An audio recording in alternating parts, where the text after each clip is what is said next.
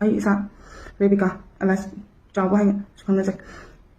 date 1 September 2025 ngarang news check on da thokiba thok do da ai isa victim ojari bani thokliba thok ado social media da Facebook da mayam ama thagat pidana sanai yu nei duna mathong maram khang da mong da la ko la bahina ai gi jale kha ta na ba mong da mayam gi sok na ba mong da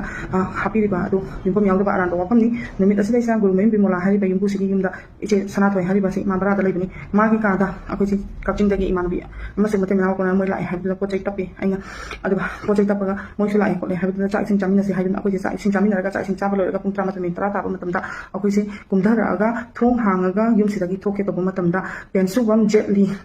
son of let Tensubam Sundar to me lekai siga ma ki machana pa topa lamyan ba elas mai tei nong sa lamyan ba hai ba mioi ani sina luchinga ga nabi ka muk kharaga loina raga nungdang da mi gi yum da trespass to pani moina get to ga pani ai get the lepa lai ba se ubada moina chawo sita lai haiduna moina ai gi ning se palaga moina personal attack se tarpani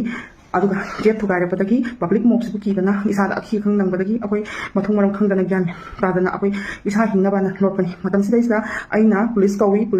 kauraga aina akoi bonta kandina bagi dang police kawani aduga moina public mob to ole ba matungda akoi bu moina get tagi tangkhat laga na tai cha da isa hinna ba locha bada akoi ge mafang ma khang dana lole aduga moina akoi bu na tai cha da mong da lerami sanai yu nei akoi mathong tan lerami ai ne ya da ba jwa sanai ko ne moina hai badu yum pham yaw da ba praman yaw da ba wani sigi matang da mayamna achum anan tiga piu aduga mi amagi career mi amagi izat sanman puna moina yon bani yol ba potsi atai karing tagi nate ai ga ma ga personal nunga da ba lai bedagi damta numit sida isa ai lai khang badagi mana sigumba crime asi thon bani aduga ai isa mak sing mafam sida isa victim ojaki bani maga ai si how ki date 19 da mana ai na monda ai ki pesa lupa lak manga si chahi ama phare last year date 23 July da mana ai ki khutagi mana lak manga si keso ngalogini si ki matang da ai na monda pesa thoru bo matam da mana ai monda assault tor khiba lai pesa si thora abadi makha ta thora abadi ai ki pulsi ga khudong thingai oigani hai na boga mana ai monda threaten tor khiba lai ba puna mak si ai na si ki mayok da mana ai monda date 19 si dai da mana ilapatagi ai se hospitalized tok da na mana ai monda assault tor patagi ai na prompat police station da date 19 da report ama thanga check report se da ai medical certificate loina disclose to thanga pani adubu ai gi thanga liba report sigi matung inna ma ga ai si police station da compromise song ba haiduna kauna ki paisa gi matang sida su sigi paisa gi matang sida su compromise song ba ko matam da nahan incident tho iba pam sa la ki ba luki ima event sing numitu da su police station da yaro ki sigi matik chapa praman su ai pam da lai jai ai darkar lai ba social media da ai adu su thadu sarke report ai na report thanga pam tam da medical report yawi ba medical report ke kasi su ai loina thang doctor ujarake media gi thongda ai achum aram thiga piu singumba personal nungai na tabagi damakta ai bulem na tharoi thaina ba phum da lem na tharoi dana singumba mi gi izat khonggaw na raga mi gi life manghan ba mi gi life threat to ba to le haiduna paisa thoru bagi damakta sigi level sida mana kunda raga ai gi izat tension na ba se sidi ai ta senga nungai jate adu ga loina na hiram sida isa one sided oiga yauri ba ma event singsu sengdok piru gari maram gi ai ki ming kauraga ai sida laire nang ne koina tanara ibase hai ba wa hi si season raga gari gi ai puthu odi no nyam karim ta toina hai ba chingumba mayam asi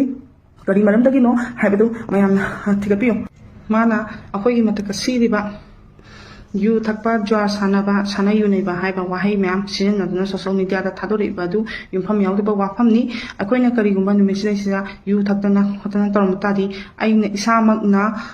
police cha request toga medical report laholi khudak sidesta report toba akoi non alcoholic oi akoi da adu gumba ni sham ta season nabagi evidence like te haidana medical report Jennings hospital dagi pi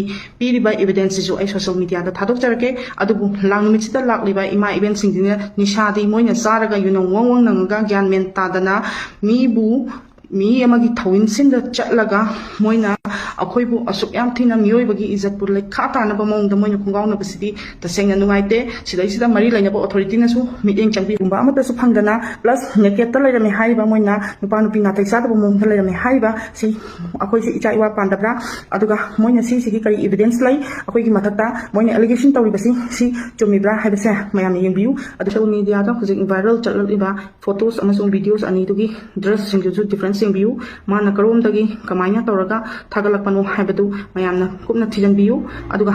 difference तुगी मतुंगिना मयामना public opinion ma'am थंबिरो कसुम काइदे खोदि माना एंगोंदा लान accused तबदो अदुदि तसेंना युमफम यावदबा प्रमाण लेतबा पोनी माना लनाय नुंगाइना दबैदमक्ता मागी मथक्ता माना एंगोंदा एसोल्ट तबना मर मोइदना आइना पुलिस रिपोर्ट तोबा प्लस पुलिस की ममांगदा मागा आइगा पेशासिगी याना चेरोल इगिबा अदुगुंबा एविडेंस मैम एंगोंदा लई अदुगा सिगुंबा एविडेंस मैम सी आई तंगाई फत्रबदी आई सोशल मीडिया की खुदांग लोइन थादोक चलके मैम मिटिंग चंबियु